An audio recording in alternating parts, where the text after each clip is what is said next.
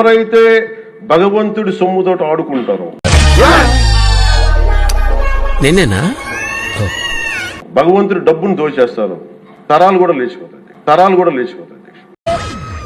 అన్నా నువ్వు అట్లా అనొద్దన్నా, చాలా జాగ్రత్తగా ఉండాలి. ఏంటి సార్ ఈగో క్లోగుల తయారాడు? నేను ప్రతీకారానికి పర్యాయ పదాలు అంటుండ్రా, మన వల్ల కాకపోతే ఇంకొన్ని తగిలించన్నా తగలటించేతం. ఎవరయ్యా ఈ పవన్ కళ్యాణ్ గారు అంటే నారా చంద్రబాబు నాయుడు గారు.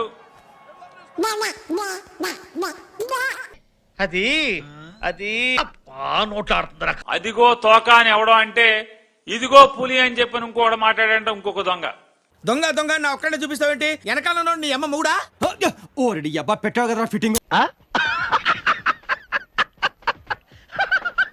ఎవరయ్యా ఈ పవన్ కళ్యాణ్ గారు అంటే నీకు స్పాట్ నేను ఎడతాగా. నా పేరు నాని గారు మాటకు ముందు ఒకసారి మాట చివరి ఒకసారి ఎవరండి ఈ పవన్ కళ్యాణ్ అని చెప్పని అడుగుతా ఉన్నారు. బాగా పెద్దవి చేసి చూడు. ఎవరండి ఈ పవన్ కళ్యాణ్ అంటే మాకు తెలియదు సార్, మీరు దేశముద్ర కాబట్టి చెప్పండి. మీరు మిమ్మల్ని ఓడించింది ఎవరు? పవన్ కళ్యాణ్ గారే. మిమ్మల్ని 11 సీట్లు వచ్చింది ఎవరు? పవన్ కళ్యాణ్ గారే. వాడు ఫ్లోలో ఉన్నాడు, ఏం తగ్గట్లేదు. నువ్వు నోరు ముయ్యరా. అపోజిషన్ కూడా లేకుండా చేసింది ఎవరు? పవన్ కళ్యాణ్ గారే. మీరు అసెంబ్లీలోకి రాకుండా బయట ఉండిపోవడానికి కారణం ఎవరు? పవన్ కళ్యాణ్ గారే. ఇంకెంత క్లియర్ గా చెప్పిన తర్వాత ఎంగిలి కాన్సల్ దగ్గర కుక్కలా ఇక్కడ ఎందుకు మనం?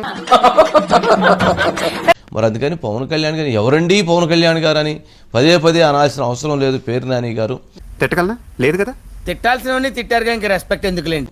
అందుకని ఎవరు ఆయన ఎవరో తెలుసుకోవాలనంటే మరలా మీరు ఇలా మాట్లాడితే మరొకసారి మీ ఓటమిని మరే మీరు కొని తెచ్చుకున్నట్లయితే చూసుకోండి. మళ్ళీ వస్తావరా? ఇంకెవడైనా వస్తాడా? ఇక జగన్ గారి సంగతి చూసుకుందాం. మీ పాపాలు ఒకటి అర కాదు, చెట్ట ఇంత ఉంది, ఇంత కాదు.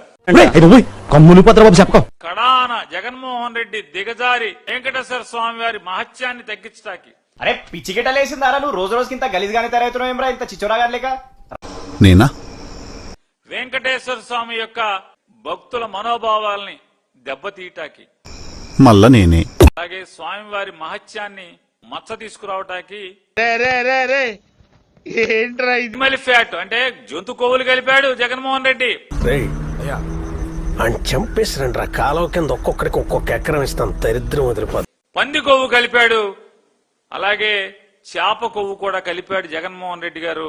సిగ్గుగా ఉండాలండి, సిగ్గుండాలా? ఎట్లా పని చేసావా ముఖ్యమంత్రి గారు? నీ పిండాన్ని పిల్లలకు పెట్ట ఈ రేంజ్ లో తింటున్నావేంట్రా? ఈ రాష్ట్రం మాజీ ముఖ్యమంత్రి కొవ్వు కలిపాడని నేను అన్నగాని బోర్డు సభ్యులు కలిపారు, ఇది టీటీడీ ఉద్యోగస్తులు కలిపారు. వెనకే సమర్థిస్తున్నటువంటి జగన్మోహన్ రెడ్డి గారు తప్పే కదా అని నేను. ఏంటాది గారు ఎంత పని జరిగింది? మహా దుర్మార్గులు అందరూ కలిసి మిమ్మల్ని ఈ స్థితికి తీసుకొచ్చి వదిలేశారు. పవన్ కళ్యాణ్ గారు అడిగింది ఏంటంటే మీరు తప్పు చేశారు, కల్తీ జరిగిందని మాట్లాడలా. ఈ రోజుకి కొవ్వు ఉంది, 35వ పేజీలో చెప్పాడు. ఎవడ మామయ్య చెప్పింది 35వ పేజీ. జగన్మోహన్ రెడ్డి గాడు సంకల్పంతో జగన్మోహన్ రెడ్డి గాడు చిన్న లేదు పెద్ద లేదు, ప్రతి నా గురించి మాట్లాడుకున్నాడు.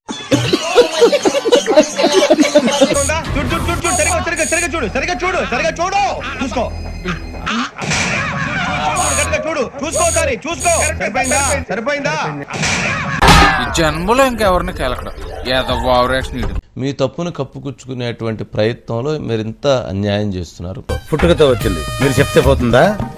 అసలు సిబిఐ ఇచ్చినటువంటి రిపోర్ట్లో అసలు నెయ్యే లేదని చెప్తున్నారు. అంత మీరు కల్తీ చేసినటువంటి రసాయనాలతో మిశ్రమాలతో మీరు పంపించిన తర్వాత మీరు క్షమాపణ కోరాల్సినటువంటి అవసరం ఉంది. మీరు తప్పు చేసి మళ్ళీ ప్రభుత్వం తప్పు చేసిందని విమర్శలు చేయటం అనేటువంటిది తీవ్రంగా ఖండించాల్సినటువంటి అంశం. ఇప్పుడు నువ్వు మంచోడవని నిప్పట్టుకుంటే కాలకుండా ఉంటుందా? నేను చెడ్డోడని వాడితే నా పొలం తడకుండా ఉంటుందా? పంచభూతాలకే లేని అబ్జెక్షన్ పంచాయతీ బోర్డుకి ఎందుకు? ఎలాంటి జనాల్లో మానసిక పరివర్తన లోపిస్తుందిరా. 2000 కేజీలు నెయ్యి తీసుకొచ్చారని చెప్పారు. కొని అంటే ఆ నెయ్యి ఈ నెయ్యి కాదు, శ్రేష్టమైన నెయ్యి కొని తెచ్చి ఇచ్చారని చెప్పారు. అందుకని పవన్ కళ్యాణ్ గారు అడిగారు, మీ దగ్గర ఏమైనా ఆధారాలు ఉన్నాయో కొని తీసుకొచ్చి ఇచ్చినట్లుగా అని చెప్పారు. నిజమా? ఎలా కొంటావు బాబు? ఒకటి అడక్కు. సౌరభ్ గౌరు, మోహం రామేశ్వరరావు గారు శ్రేష్టమైన నెయ్యి అని 2 సార్లు చెప్పాడు ఆ 1,00,000 లడ్డూల కోసం.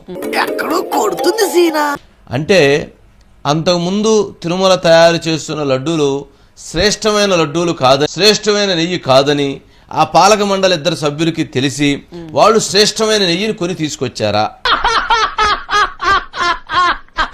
ఏం పాయింట్ పెట్టావన్నా సూపర్. కొందరు శ్రేష్టమైన నెయ్యి కొనిచ్చారంటే అది తప్పు జరుగుతుందనే, అంటే వాళ్ళు తప్పు చేస్తున్నారనే. నేను ఇదే అసెంబ్లీలో చెప్పా, అనుకుంటున్నారు వెంకటేశ్వర స్వామి శక్తి లేదని. ఎవరైనా ఆయనకు అపచారం తలపెడితే నెక్స్ట్ జన్మ కాదు, ఈ జన్మలోనే మీరు పనిష్మెంట్ తీసుకుంటారనేది. ఏమైందా? ఆ రోజు వరకు హాయిగా ఎలా పడితే అలా తిరుగుతూ గడిపేసేవాడు, కానీ ఆ రోజు నుంచి తిరుగుళ్ళు నో ఛాన్స్, దాదాగిరి నో ఛాన్స్.